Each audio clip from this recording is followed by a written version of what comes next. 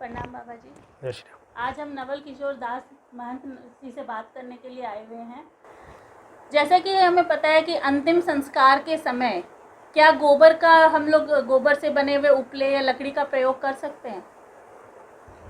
देखिए बहन जी, हमारे वैदिक सनातन संस्कृति में गौ, गंगा और गायत्री इनका विशेष महत्व है। गंगा और गाय और गायत्री ये सब मुक्ति के प्रदाता हैं। गंगा में तो जाकर के अवगाहन करना पड़ेगा, स्नान करना पड़ेगा, तब मुक्ति मिलेगी। गायत्री का जप करना पड़ेगा, अनुष्ठान करना पड़ेगा, तब मुक्ति मिलेगी। परंतु जो गौ माता है वो तो दर्शन से ही मुक्ति प्रदान करने वाली है।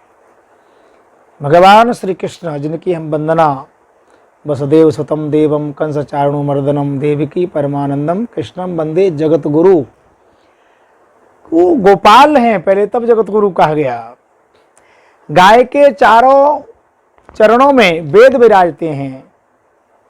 जिस लक्ष्मी के लिए हर व्यक्ति परेशान है, हर व्यक्ति परेशान है, उस लक्ष्मी का निवास गौ माता के मस्तक पर नहीं मिला, पैरों में भी नहीं मिला। लक्ष्मी माता का निवास गौ के गोबर में है। ऐसा कोई भी प्राणी आपको पूरी समग्र सृष्टि में जड़ चेतन कहीं भी देख लीजिए, स्वाभाविक है शरीर सबका पूजा जाता है, आदरणीय वंदनीय हो सकते हैं कर्म के आधार पर पूरी सृष्टि में आपको कोई ऐसा जीवधारी नहीं मिलेगा जिसके मल की पूजा होती हो। मल तो गंदगी का प्रतीक है, दुर्गंध का प्रतीक है। मल स्पर्श करते तो स्नान करना पड़ता है, शुद्धि करना पड़ती है।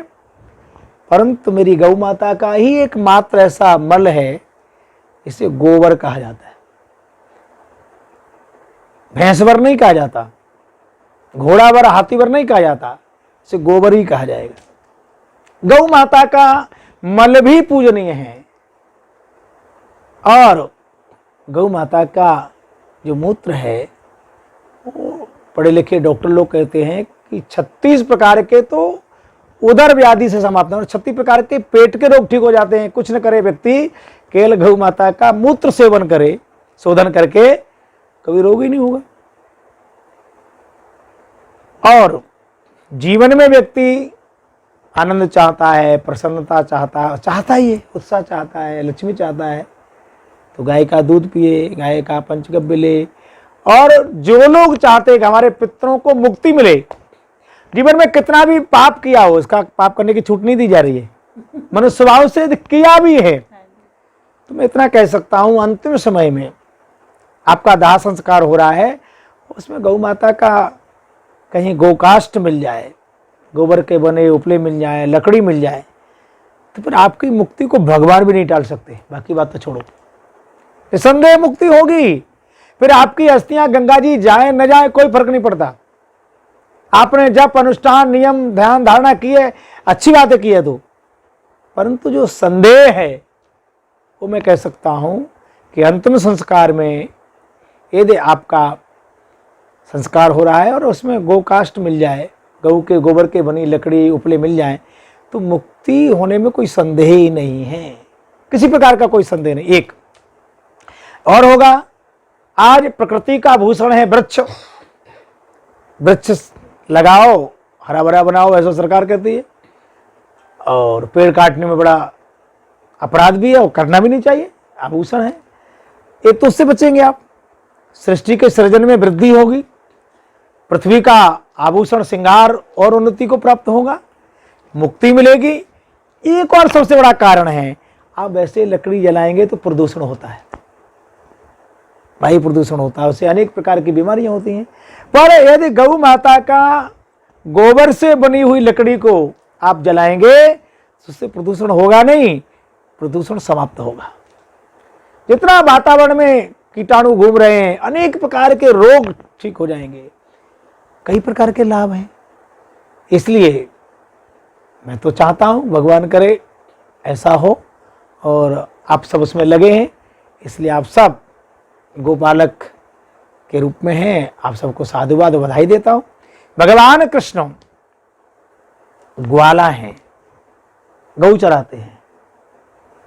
भगवान ने संदेश दिया कि देखो भाई, हमारे यहां दो की प्रधानता है, कृषि और ऋषि। आप भजन नहीं करेंगे, सत्संग स्वाध्याय नहीं करेंगे, मुक्ति नहीं होगी साहब। अन्न नहीं करेंगे तो, अन्न नहीं खाएंगे तो जीवन नहीं होगा, निर्वाह नहीं होगा। अन्न कौन देता है? कृषि, किसान। आध्यात्मिक चेतना कौन देता है? ऋषि। तुम्हारे यहां ऋषि और कृषि की प्रधानता है।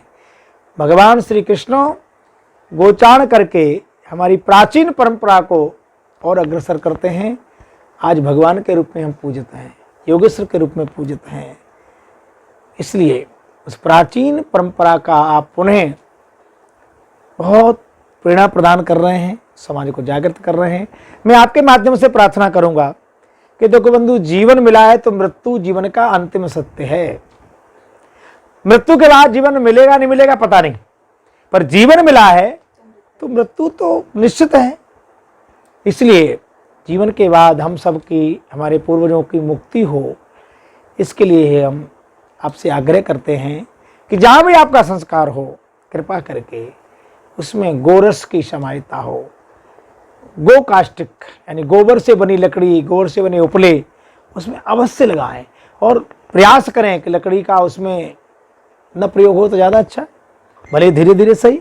इसलिए जितने भी शमशान चलाने वाले प्रबंधन समिति हैं उनसे भी आपके माध्यम से आग्रह करूंगा कि वहाँ इसको जरा बढ़ाएं, लोगों को जागृत करें।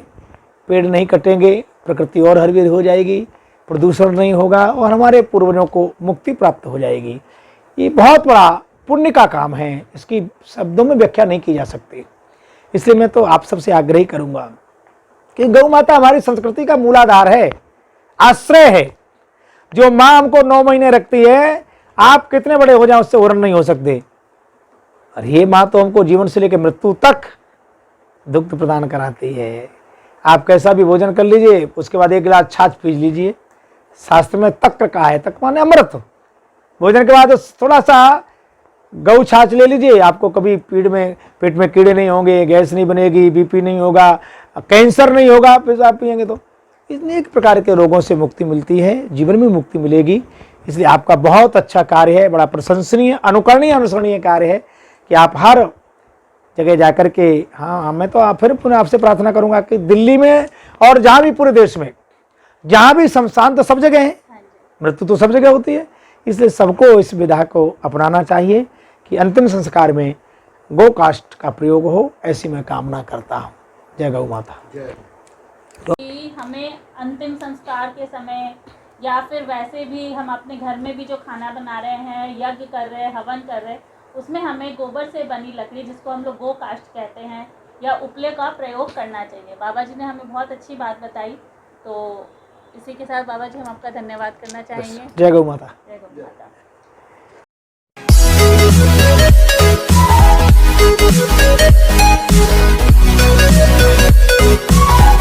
Thank you.